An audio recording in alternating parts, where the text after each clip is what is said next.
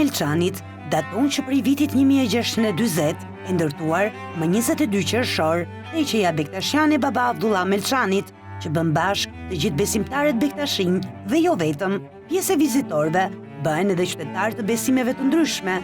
Feja Bektashiane është një fe tolerante që pranon besimet e tjera dhe ka të veçantat e saj. Bektashint kanë të njëjtat rregulla si gjithë muslimanët. Ata kanë disa rregulla të veçanta, sepse kanë faljen, të cilën e kryejnë në një dhomë të posaçme dhe jo si në kultet e tjera. Pjesa e bektashizmit është rrugë mistike.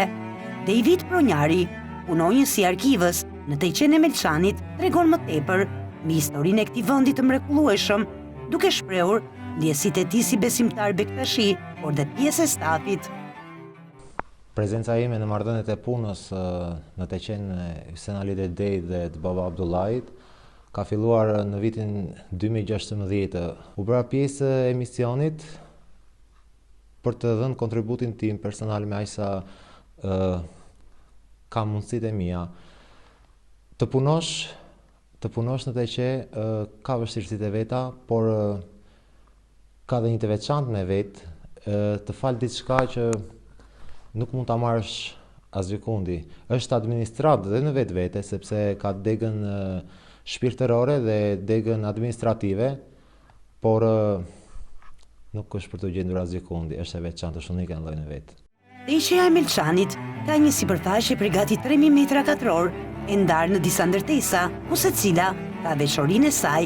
Sa po futemi në hyrje të Teqes, shohim një panoramë fantastike të ndërtesës gjigande, me gur dhe me qemer. Projekti i saj është bërë nga vetë Baba Sadik Ibro, i cili është drejtuesi i parë i Teqes dhe me shumë angazhim dhe vullnet ka arritur të ngrenë një objekt kulti madhështor për fenë bektashiane.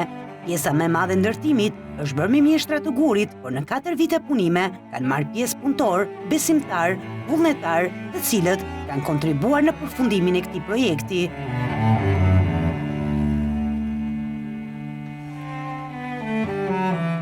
Teqeja e Melçanit tashmë me një pamje bashkëkohore, mbart vlera të mëdha fetare, kulturore dhe artistike, ku veç ndërtesës moderne, në të gjenden dhe objekte të kultit që datojnë që prej vitit 1400 në vazhdim, po ashtu në këtë teqe po krijohet edhe muzeu, që do të mbartë shumë dokumenta historike me vlera të mëdha për këtë besim.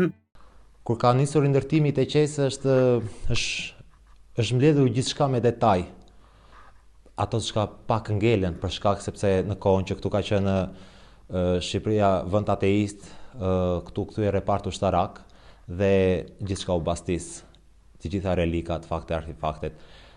Në nxjerrjet e gërmadhave të Teqes së vjetër të Hysén Ali Dedejt është mbledhur gjithçka, fakte, artefakte, suvenire, relika, të gjitha me shumë delikatesë në udhëheqjen e punimeve të hirësisë të tij Haxhi Baba Sadik Ibros, mbledhja e tyre, grumbullimi, intervistimi shumë familjarëve që rridhin nga besimi bektashi, të shumë kërkimeve, sepse nuk më duhet të harroj dot, një kërkim intensiv tek Arkiva Qendrore e Shtetit në Tiranë, tek qyteti Korçës, Biblioteka Kombëtare, Biblioteka e qytetit Korçës, madje shumë shfletime libra shefaqesh, se midis tyre pas viteve 1100 të shtypit të kohës, që me shpresën sadopak për të nxjerrë në dritë disa informacione për t'i vënë në dukje që ky muze nuk do të jetë vetëm historik, po bëjmë të pamundur që ky do jetë një muze historik dhe etnografik.